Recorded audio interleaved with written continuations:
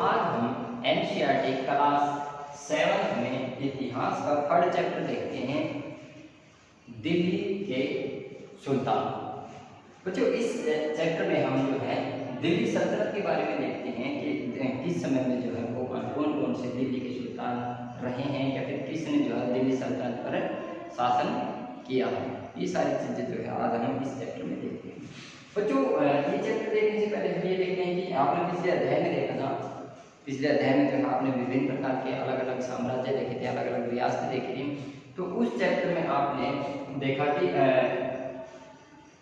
अलग अलग जो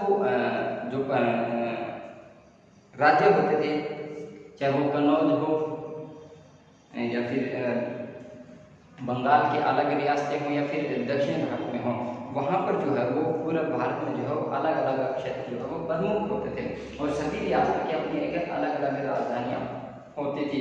पर 12वीं शताब्दी से पहले जो है दिल्ली का इतना नाम नहीं होता था, पर धीरे धीरे जो है वो 12वीं शताब्दी में और 12वीं शताब्दी के बाद जो है वो दिल्ली शहर वो काफ़ी प्रमुख हो गया था।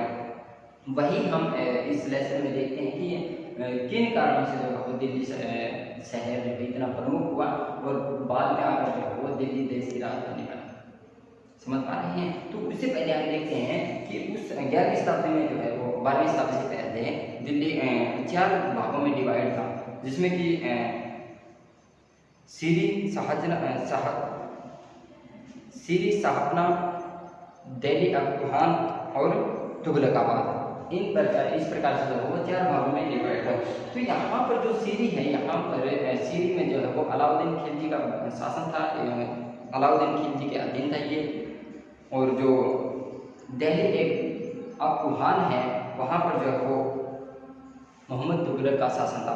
यहाँ पर मोहम्मद तुगलक ने क्या किया था कि यहाँ के जितने भी नागरिक थे, जो लोग यहाँ पर रहते थे, उनको यहाँ से खदेड़ने का काम किया था।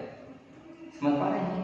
और हम यहाँ भी देखते हैं कि दिल्ली सल्तनत में जो है वो या फिर बच्चों एक मैं बात आपको बताता हूँ, आप लोग जो है एक जो साम्राज्य देखेंगे दिल्ली साम्राज्य, और एक देखते हैं दिल्ली सल्तनत। जो आपके दिमाग में ये आएगा कि दिल्ली सल्तनत और दिल्ली साम्राज्य में क्या अंतर है। तो जो बहुत बड़ा अंतर है, दिल्ली साम्राज्य एक अलग चीज होती है और सल्तनत होती है वो एक अलग चीज होती है। मैं यहाँ पे थोड़ा सा आप लोगों को इसके बारे में बारीकी से बताने की कोशिश करूंगा, क्योंकि साम्राज्य जो होता है, फॉर एग्जाम्पल मान लो कि ये दिल्ली है, ये क्षेत्र जो है वो दिल्ली का है। समझ रहे हैं? यह क्षेत्र दिल्ली का है। इस दिल्ली क्षेत्र पे किसी भी शासक का शासन है, इस सिर्फ और सिर्फ इस दिल्ली क्षेत्र पे, पूरे दिल्ली क्षेत्र पे किसी भी शासक का शासन रहा है, वो कहलाएगा सल्तनत। समझ पा रहे हैं? और इस दिल्ली क्षेत्र के साथ साथ इसके आसपास के जितने भी क्षेत्र है ना, उन पर भी उसी शासक का शासन होता है, तो उसको हम कहेंगे साम्राज्य। समझ रहे हैं? ये डिफरेंस होता है सल्तनत और साम्राज्य में। समझ रहे हैं जी? और अब हम यहाँ पर बात कर रहे हैं दिल्ली सल्तनत की, दिल्ली साम्राज्य की। और उस समय जो है दिल्ली सल्तनत पर 12वीं शताब्दी में दिल्ली सल्तनत पर जो है सबसे पहले तोमर राजवंश का शासन हुआ था। राजपूत राजवंश था, तोमर राजवंश उनका शासन हुआ था। तोमर राजवंश का जो है वो अजमेर का जो चौहान राजवंश है उनके साथ युद्ध हुआ, जिसमें जो है तोमर राजवंश परास्त होकर के हार गए थे। फिर उसके बाद जो है यहाँ पर जो तुर्क से आए हुए शासक कुतुबुद्दीन ऐबक ने शासन किया। फिर उसके जो उत्तराधिकारी थे इल्तुतमिश ऐबक ने वहाँ पर शासन किया। फिर इल्तुतमिश की जो उत्तराधिकारी थे, जो उसके पुत्र थे, उनमें से कोई भी योग्य शासक नहीं था। और यहाँ पर जो है उसकी एक पुत्री थी रजिया सुल्तान। रजिया सुल्तान ने जो है रजिया सुल्तान राजा बनने के मतलब वहाँ की जो उत्तराधिकारी बनने के रोके थी और फिर जो है रजिया सुल्तान को वहाँ का उत्तराधिकारी स्थापित किया गया, जो कि बहुत ही कम समय तक राजगद्दी पर बने रहे। वो सिर्फ और सिर्फ जो है यहाँ पर 4 वर्ष ही राजगद्दी पर स्थापित रह सके। क्यों?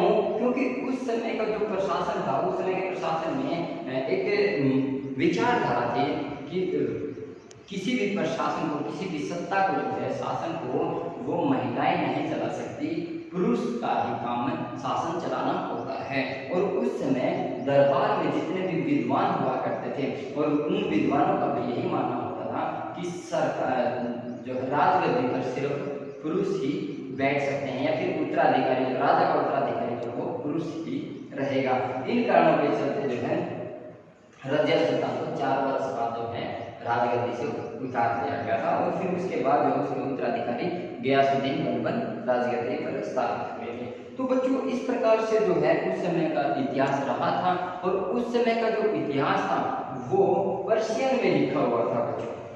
पर्शियन में यहाँ पे हम कहते हैं, अगर हम इसको पुलिंग में देखते तो उसको हम पर्शियन को तारीख कहते हैं और स्त्रीलिंग में देखेंगे तो उसको हम तवारीख कहेंगे।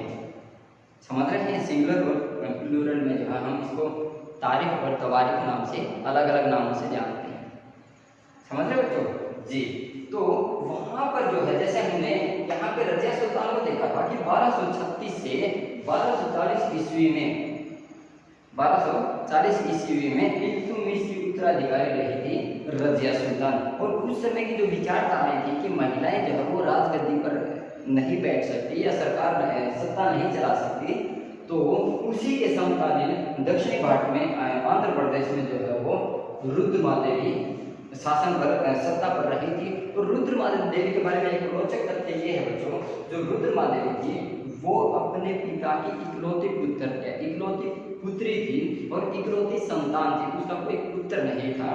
तो बचपन से ही रुद्रमादेवी का जो बचपन बीता था वो जो उसका लालन पालन जो हुआ था, जो उसका पोषण हुआ था वो लड़कों की तरह हुआ था। और पूरी सत्ता से, पूरे राज दरबार से ये बात छिपाई गई थी कि रुद्रमादेवी जो है वो एक महिला है या फिर एक लड़की है। उसको जो है लड़का ही बताया गया राज दरबार में, और पूरी उसकी जनता को भी, प्रजा को भी जो है, और उसका लालन पालन जो है लड़कों की तरह किया गया। और उसने एक पुरुष के रूप में ही राजगद्दी पर जो है वो शासन किया। समझ पा रहे हैं? और उसी प्रकार से जो है हम अगर उत्तरी भारत की बात करते हैं, जम्मू कश्मीर की बात करते हैं, जम्मू कश्मीर में भी जो है 900 से 1003 ईस्वी तक दीदा नाम से एक राजकुमारी रही थी, जो कि दीदा मतलब एक पुरुष के रूप नाम से वहाँ पर सत्ता पर काबिज थे। उसको हम दीदा कहते हैं, और वैसे भी जो उसको दीदी के नाम से भी जाना जाता था। जो फेमस थे, लोगों में जो लोकप्रिय थे, वो दीदी के नाम से भी लोकप्रिय थे और काफ़ी वो अपनी प्रजा में जो वो बहुत हद तक लोकप्रिय थे। पर जैसा कि मैंने आपको पहले भी बताया था कि वहाँ उस समय के जो विद्वान लोग जो होते थे, वे विद्वान लोग जो है वो इस विचारधारा के पक्ष में नहीं थे कि राज दरबार जो है या फिर सत्ता जो है वो महिलाओं के हाथ में हो। और इसी विचारधारा के चलते जो है रजिया सुल्तान, रुद्रमादेवी और दीदा को जो था वो राजगद्दी से उतरना पड़ा था। तो बच्चों हम जो है इस प्रकार से दिल्ली सल्तनत को देखते हैं। और दिल्ली सल्तनत की बात आती है तो यहाँ पर जैसे कि आपने स्टार्टिंग में ही देखा था कि यहाँ पर जो है सबसे पहले तोमर राजवंश ने शासन किया था, जो कि तोमर राजवंशों में 1130 ईस्वी में पहली बार सत्ता पर काबिज हुए थे। 1130 से जो है 1145 तक तोमर राजवंश का जो है वहाँ पर शासन रहा था। और तोमर राजवंश के जो पहले राजकुमार थे वो अनंगपाल थे। समझ रहे बच्चों? तो उसके बाद जो है यहाँ पर तुर्क से आए हुए शासक कुतुबुद्दीन ऐबक और फिर उसके जो उत्तराधिकारी थे वो इल्तुतमिश ऐबक ने जो है यहाँ पर शासन किया। फिर उसकी पुत्री जो है यहाँ की उत्तराधिकारी हुई और उनके बाद जो है जो ऐबक जो राजवंश था, ऐबक राजवंश के बाद यहाँ पर खिलजी वंश ने और फिर तुगलक वंश ने, फिर उसके बाद जो है सैयद और लोधी राजवंश यहाँ पर आए। जो दिल्ली सल्तनत सल्तनत में जो है हम खिलजी और तुगलक वंश को अच्छे से समझने की कोशिश करते हैं, क्योंकि दिल्ली सल्तनत पर जो है तुगलक और खिलजी वंश ने एक महत्वपूर्ण शासन किया है, या फिर उसकी जो भूमिका रही है वो विशेष रही है। वो विशेष क्यों रही है? क्योंकि वहाँ पर जो है इन सभी ने, चाहे वो तुगलक राजवंश हो, चाहे वो खिलजी राजवंश हो, इन्होंने जो है दिल्ली में काफ़ी अलग अलग कार्य किए हैं। काफ़ी, जैसे कि मान लो आपने धर्म के प्रचार प्रसार के लिए यहाँ पे इन्होंने जो है वो मस्जिद का निर्माण करवाया था और भी अन्य चीज़ें करवाई थी। तो उससे पहले हम देखते हैं जो दिल्ली का न्याय चक्र रहा था, वो न्याय चक्र किस प्रकार से रहा था। क्या होता है कि राजा का काम जो है वो सैनिक करते हैं, राजा का काम जो है वो सैनिक करते हैं। सैनिकों के बगैर जो है राजा अपनी सत्ता पर काबिज नहीं रह सकता, और उसकी सत्ता का जो आधार होते हैं वो सेना ही होते हैं। और सेना को जो है वो सैलरी चाहिए होती है, मतलब सैलरी या फिर वेतन, हम जिसको कहते हैं वेतन चाहिए होता है। और वेतन जो है वो किसानों से एकत्रित किया जाता है राजस्व के रूप में। और किसान जो है राजस्व के रूप में जो टैक्स देते हैं वो तभी देते हैं जब वहाँ पर जो है न्याय व्यवस्था ईमानदारी से चल रही हो। समझ पा रहे? अब ये सारी बातें जो है, देखो जैसे राजा है, राजा का काम नहीं चलता किसके बगैर? सैनिक के बगैर। सैनिक का काम नहीं चलता वेतन के बगैर। वेतन कहाँ से आएगा? किसानों के पास से। और किसान वेतन कब देंगे? जिस समय जो राजा है, जो प्रशासक है, उसकी न्याय व्यवस्था, उसकी जो न्याय व्यवस्था है वो अच्छी हो और सभी को जो है वो समान अधिकार मिले, तभी जो है वहाँ पे जो किसान है वो टैक्स देंगे। समझ पा रहे हैं? ये सर्कल जो है वो ऐसे ही चलता रहता है। तो बात आती है न्याय चक्र की। अगर राजा सारी चीजें अच्छे से करेगा तो उसको टैक्स भी मिलेगा। अगर उसको टैक्स मिलेगा तो वो अपने सैनिकों को जो है वो वेतन अच्छा दे पाएगा। अगर वो वेतन अच्छा दे पाएगा तो वो सैनिक जो है जो सत्ता है उसको अच्छे से चलाएगा। समझ पा रहे हैं? तो यहाँ पर जो है हमने जो न्याय चक्र की बात की थी वो इस प्रकार से थी। फिर बात हमने की है यहाँ कुछ विशेष राजवंश रहे हैं, जैसे कि खिलजी राजवंश था, तुगलक राजवंश था। यहाँ पे हमने इनके बारे में देखा था कि खिलजी राजवंश और तुगलक राजवंश में जो है यहाँ पर विभिन्न प्रकार की मस्जिदों का निर्माण करवाया था, जो कि अलग अलग मस्जिदें थी। और मस्जिदों में जो है मस्जिदों का जो निर्माण करवाया गया था वो अपने धर्म के प्रचार प्रसार के लिए जो है वो मस्जिदों का निर्माण करवाया गया था। और इन मस्जिदों का निर्माण जो है वो अपने धर्म के प्रचार प्रसार के साथ साथ जो है अपने समाज समुदाय या फिर अपने धर्म की एकता को भी बढ़ाने के लिए यहाँ पर मस्जिदों का निर्माण करवाया गया था। जैसे कि यहाँ पर जो है दिल्ली में कुव्वत अल इस्लाम मस्जिद है और बेगमपुरी मस्जिद है जो कि दिल्ली में ही है। और उसी प्रकार से जो है मोट मस्जिद या फिर जामा मस्जिद यहाँ पर स्थापित है। तो जो पूरे भारत में जो है वो आप कहीं पर भी कोई भी मस्जिद देख लेंगे तो उस मस्जिद का जो दरवाज़ा रहेगा या फिर जो उस मस्जिद का जो दरबार रहेगा, उसका जो मुख रहेगा वो पश्चिम की तरफ रहेगा। क्यों रहेगा? क्योंकि भारत उपमहाद्वीप जो है ना वो मक्का के पश्चिम में, मक्का के पूर्व में स्थित है और भारत से मक्का जो है वो पश्चिम में स्थित है। समझ पा रहे हैं? और इसलिए जो है वो मक्का की तरफ अपनी मस्जिद का जो मेन गेट जो होता है या फिर मेन दरवाज़ा जो होता है वो पश्चिम की तरफ इसलिए करते हैं ताकि पश्चिम की तरफ जो है वो मक्का स्थापित है। समझ पा रहे हैं? जी। और यहाँ पर जो है ये जो मस्जिद में जो आते हैं वो मस्जिद में सभी नमाज करने के लिए आते हैं, और नमाज की जो अध्यक्षता होती है वो वहाँ पर स्थापित सभी लोगों में जो सबसे ज़्यादा वृद्ध है या फिर बुजुर्ग है या फिर सीनियर है, उसको उसकी नमाज की अध्यक्षता करनी होती है, जिसको हम इमाम कहते हैं। इमाम जो है वो उनका एक नेता होता है या फिर धार्मिक नेता हम यहाँ पे हम कह सकते हैं। समझ रहे हैं जी। और जो मक्का की तरफ, मक्का की ओर दिशा में, मक्का की ओर जो दिशा होती है उसको यहाँ पर किबला कहा जाता है।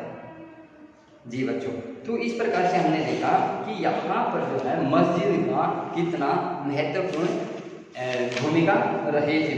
अब बात करते हैं हम अलाउद्दीन खिलजी की। पहले हम बात करते हैं राजस्व की, उस समय का जो राजस्व था वो किस प्रकार से इकट्ठा किया जाता था। तो क्या होता था बच्चों, उस समय जो है जो किसान होते थे, जो छोटे किसान होते थे, वो छोटे किसान जो है, जो गांव का मुखिया होता था, जिसको आज हम गांव के मुखिया को सरपंच भी कहते हैं, वे छोटे किसान गांव के मुखिया को कर देते थे, और वे जो गांव का जो मुखिया होता था वो बड़े जमींदारों या फिर सामंतों को कर देता था, और वो सामंत या फिर बड़ा जमींदार जो है वो राजा को कर, जो प्रजा से इकट्ठा किया गया वो कर वहां पर राजा को देता था। इस प्रकार से जो है राज्य का जो राजस्व था वो कर पर ही आधारित था। अगर कर अच्छे तरीके से मतलब टाइम पर मिलता था तो राजस्व की जो है वो राजस्व अच्छे से बना रहता था, या फिर जो प्रशासन की जो प्रक्रियाएं होती हैं वो सुचारू रूप से चलती थी। यहाँ पे हम कह सकते हैं उस समय का जो राजस्व था वो पूर्ण रूप से किसानों पर ही आधारित था, और वहाँ पर उस समय जो है वो जो टैक्स दिया जाता था किसानों, कृषि पर जो है वो टैक्स होता था, क्यों ठीक है, वस्तुओं पर टैक्स होता था। कृषि से जो भी प्राप्त होता था उसका कुछ हिस्सा टैक्स के रूप में राजा को राजस्व में देना पड़ता था। और उसी प्रकार से जो हमारे यहाँ मवेशी होते थे, पशु जो होते थे, उनसे जो फायदा होता था, जो उनसे मुनाफा होता था, उसका भी कुछ हिस्सा हमें राजस्व में देना होता था। तो ये प्रक्रियाएं जो है वो उस समय के राजस्व को विस्तारित करने के लिए की गई थी। तो यहाँ पे हम बात करते हैं अलाउद्दीन खिलजी की। अलाउद्दीन खिलजी ने बच्चों यहाँ पर जो है वो 1299 में अलाउद्दीन खिलजी ने जो है वो 1296 से 1316 तक शासन किया था। 1296 से 1316 तक यहाँ पर शासन किया था, और 1301 में वो दिल्ली से चले और दक्षिणी भारत तक पहुँचते पहुँचते उन्होंने तंजावुर तक अपना शासन स्थापित किया। तो यहाँ पे आप देखते हैं कि जैसे कि अलाउद्दीन खिलजी ने जो है वो 1299 में गुजरात पर शासन किया था, 1303 में चित्तौड़ पर, और 1301 में जो है रणथंभौर पर अपना शासन स्थापित किया था। ऐसे चलते चलते जो है वो 1305 में जो है मांडू पहुंच गए थे, और देवगिरी में, फिर देवगिरी से 1311 में जो है वो वारंगल पहुंच गए थे। इस प्रकार से जो है वो 1311 ईस्वी तक जो है तंजावुर या फिर मदुरई पहुंच गए थे। तो यहाँ पर हमने देखा कि अलाउद्दीन खिलजी ने जो है वो दिल्ली से दक्षिणी भारत तक के पूरे हिस्से को अपने साम्राज्य में स्थापित कर लिया था, या फिर अपने साम्राज्य का हिस्सा बना लिया था। इसी प्रकार से जो है यहाँ पर जो तुगलक राजवंश जो था, तुगलक राजवंश के गयासुद्दीन तुगलक ने भी बहुत बड़े हिस्से पर राज किया था। पर तुगलक राजवंश में जो सबसे शक्तिशाली या फिर ताकतवर जो शासक था वो मोहम्मद तुगलक रहे थे। मोहम्मद बिन तुगलक भी हम उसको कहते हैं। और यहाँ पर जो है हम हरियाणा के निवासी हैं, तो तुगलक राजवंश के ही फिरोज शाह तुगलक का हम जिक्र करना नहीं भूलेंगे। क्यों नहीं भूलेंगे? क्योंकि फिरोज शाह तुगलक की वो शासक थे जिन्होंने हमारे हरियाणा के काफ़ी शहरों का निर्माण करवाया था। जैसे कि फॉर एग्जांपल जो है हमारा हिसार है या फिर फतेहाबाद है, ये सभी जो शहर है वो फिरोज शाह तुगलक के शासनकाल में बनाए गए थे। तो इस प्रकार से हम देखते हैं कि यहाँ अलग अलग शासकों ने दिल्ली पर जो है वो किस प्रकार से शासन किया था। फिर हम अलाउद्दीन खिलजी और मोहम्मद बिन तुगलक को जो है अगर हम कंपेयर करते हैं तो हम देखते हैं कि मोहम्मद बिन तुगलक की जो शासन था या फिर जो सत्ता थी वो सीरी में थी। दिल्ली का जो एक हिस्सा था सीरी, वहाँ पर उसकी सत्ता जो है दिल्ली सल्तनत में, वहाँ पर सीरी में उसकी सत्ता काबिज थी। और मोहम्मद बिन तुगलक की हम देखते हैं तो वो दिल्ली कुहना में स्थापित थी, मतलब एक पुराना शहर, दिल्ली का ये एक पुराना शहर था दिल्ली कुहना। समझ पा रहे हैं? और यहाँ पर हम देखते हैं कि जो मोहम्मद बिन तुगलक, ये जो अलाउद्दीन खिलजी था वो अपने सैनिकों को, अपने कर्मचारियों को जो है वो अच्छे वेतन देता था और मोहम्मद बिन तुगलक उसके कंपेयर में अपने सैनिकों को अच्छा वेतन नहीं दे पाते थे, जिसकी वजह से जो है अलाउद्दीन खिलजी की जो सेना थी वो काफ़ी मजबूत थी, काफ़ी ताकतवर थी। और मोहम्मद बिन तुगलक की जो सेना थी वो अलाउद्दीन खिलजी की सेना के कंपेयर में, उसकी अपेक्षा में, उसके मुकाबले में इतनी मजबूत नहीं होती थी। हम कुल मिलाकर ये कह सकते हैं कि अलाउद्दीन खिलजी का जो शासन रहा था वो काफ़ी अच्छा रहा था कंपेयर मोहम्मद बिन तुगलक के। मोहम्मद बिन तुगलक का जो है शासन इतना अच्छा नहीं रहा था। फिर हम आखिर में बात करते हैं 15वीं और 16वीं शताब्दी में। 15वीं और 16वीं शताब्दी में, 15वीं शताब्दी के आते आते जो है 16वीं शताब्दी तक काफ़ी अलग अलग जो है और अन्य यहाँ पर जो है वंश आए और सभी जो बड़ी बड़ी जो साम्राज्य थे वो छोटे छोटे टुकड़ों में बट गए थे। यहाँ पे हम देखते हैं कि तुगलक वंश के बाद जो है 1526 तक दिल्ली तथा आगरा पर सैयद और लोधी वंश का राज्य रहा था। जब तक जो है 1626 तक जो है वो जिस समय लोधी और सैयद वंश का शासन रहा था तब तक ये साम्राज्य जो बड़े बड़े साम्राज्य जो होते थे वो छोटे छोटे टुकड़ों में विभाजित हो गए थे। जैसे कि जौनपुर हो गया, बंगाल हो गया, मालवा हो गया, गुजरात हो गया, राजस्थान हो गया, या फिर पूरे दक्षिणी भारत में जो है स्वतंत्र छोटे छोटे जो है स्वतंत्र राज्य या फिर रियासतें उठ खड़ी हुई थी। उसी प्रकार से हम यहाँ पे देखते हैं कि यहाँ पर जो है 1540 ईस्वी में शेर शाह सूरी का शासन स्थापित होता है। और शेर शाह सूरी एक ऐसे शासक थे जिन्होंने बहुत कम समय में बहुत ज़्यादा उपलब्धियाँ प्राप्त की थी। उनकी जो उपलब्धियाँ हैं उनको जो मुगल शासक रहे थे अकबर, उन्होंने काफ़ी हद तक अपनाया था और काफ़ी हद तक उसको जो है वो सराहाया भी था। समझ पा रहे हैं? और शेर शाह सूरी ने यहाँ पर जो है मुगलों के ही जो सम्राट रहे थे हुमायूं, जो बाबर के पुत्र थे हुमायूं को जो है वो 1530 से 40 और 1555 से 1556 तक के समय में जो है वो उसको परास्त करने का काम किया था। और इस प्रकार से जो है मुगलों के जो शासक रहे थे अकबर, उसके द्वारा भी शेर शाह सूरी को जो है वो काफ़ी प्रशंसा की गई थी। और शेर शाह सूरी के जो भी नियम थे, जो उसके उस समय के जो कानून थे, उनको काफ़ी हद तक अकबर ने अपने शासनकाल में अपनाने का काम किया था। तो ये बात थी दिल्ली सल्तनत और भारत की। हम इसी के समकालीन पूरे विश्व को देखते हैं। पूरे विश्व में उस समय जो है अगर हम पाश्चात्य को देखते हैं तो उस समय जो है पूरा विश्व जो है वो 3 श्रेणियों में डिवाइड था। 3 श्रेणियों की बात जहाँ यहाँ पे आती है तो हम जो है बात करते हैं कि उस समय की जो प्रजा होती थी या फिर उस समय की जो दुनिया थी वो 3 भागों में डिवाइड थी। प्रथम एस्टेट,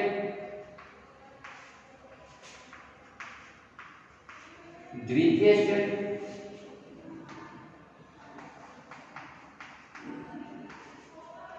और तृतीय एस्टेट। जो प्रथम एस्टेट होते थे उसमें पूजा पाठ करने वाले लोग होते थे जो ईश्वर की पूजा वगैरह करते थे, मतलब जो धार्मिक कर्मकांड जो करते थे, ये पूजा अर्चना वगैरह जो करते थे, वो लोग जो है प्रथम एस्टेट में होते थे। और जो द्वितीय एस्टेट था उसमें जो है वो युद्ध करने वाले लोग होते थे, मतलब सैनिक जो होते थे उसमें द्वितीय एस्टेट में होते थे। और जो तृतीय एस्टेट था उसमें जो है तृतीय एस्टेट में किसान लोग होते थे, मेहनत मजदूरी करने वाले लोग जो होते, जो पेशेवर लोग जो होते थे वो तीसरे एस्टेट में आते थे। तो इस प्रकार से जो है वो पूरे विश्व में जो है जो दुनिया या फिर जो समाज थे वो 3 भागों में डिवाइड हो रखे थे। तो बच्चों इस प्रकार से जो है आपका ये चैप्टर रहा है। उम्मीद है कि आप लोगों को ये चैप्टर अच्छे से समझ आया है, अच्छा लगा है।